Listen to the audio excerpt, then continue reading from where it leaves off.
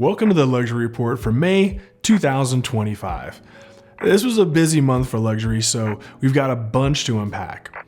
We're going to start off with a little eye candy and check out some notable listings. Then let's get into some of the market analytics to see what's actually going on with the Vegas market. And finally, we'll end with some news. We had a major groundbreaking at Symphony Park with the beginning of Cello Tower. Then finally, we'll briefly discuss Zillow's war on off-market listings. So let's get right to it.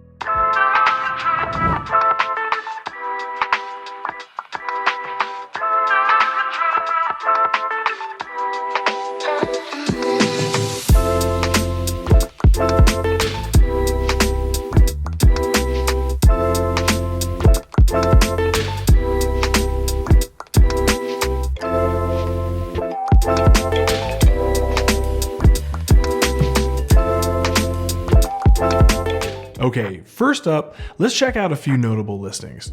First, at $13.5 million, we have Promontory Ridge.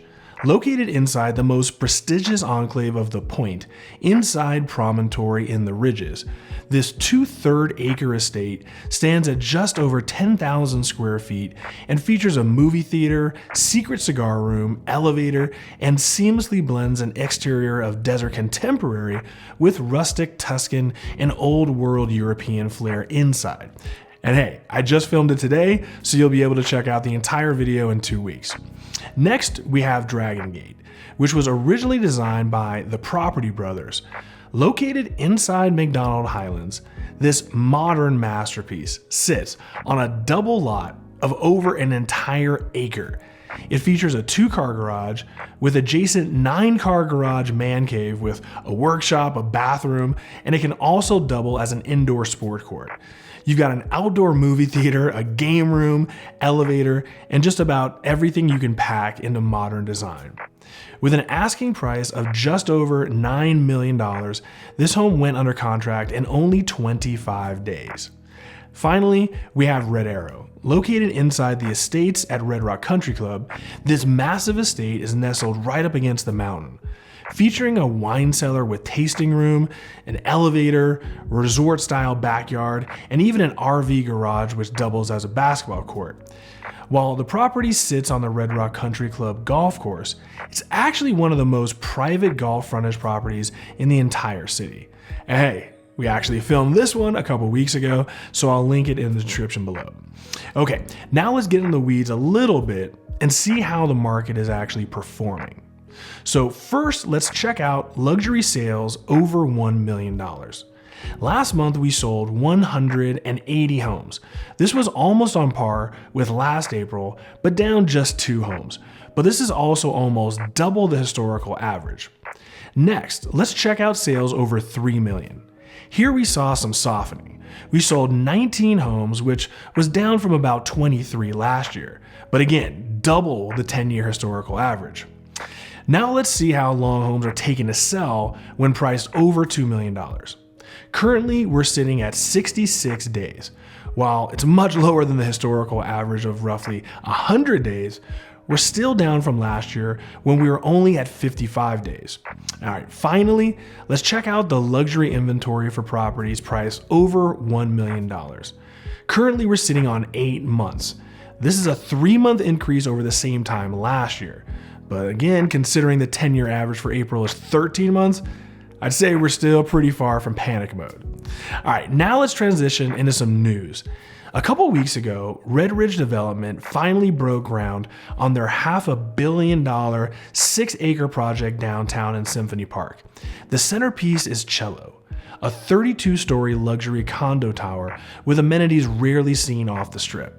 Symphony Park is one of the most unique and ambitious projects in the entire United States. While this private development will be the cultural hub of the entire Vegas Valley, featuring the Smith Center and the late Elaine Wynn's joint venture with the LA County Museum of Art to create Las Vegas's first museum of art. This remains a private community. So while many downtown areas around the country have become less desirable and fallen victim to rampant crime and the unhoused, Due to its private nature, the entire 61-acre project has its own private security detail, thermal sensors, AI-backed surveillance, and has protections in place to ensure that residents and guests have a safe and positive community experience. For more information on this project, please feel free to contact me directly. And finally, we end with our friends at Zillow stirring up the pot a little bit. What typically most sellers want is more exposure to the listing as possible. But not all luxury sellers want their listing to be made public. Many have privacy concerns with interior photos readily available to all, or simply just value discretion more than others. As such, some select luxury owners prefer to sell their properties off market if possible. Then it's up to us as brokers to get the word of mouth out to other agents who may have interested clients. Now, additionally, some buyers want the exclusivity of purchasing what other people just can't. Well, Zillow decided to wage a war against these brokers and threatened to ban any listing that wasn't publicly listed within 24 hours of initial marketing. Now, other websites counter that argument and defended sellers' rights to market as they seem fit.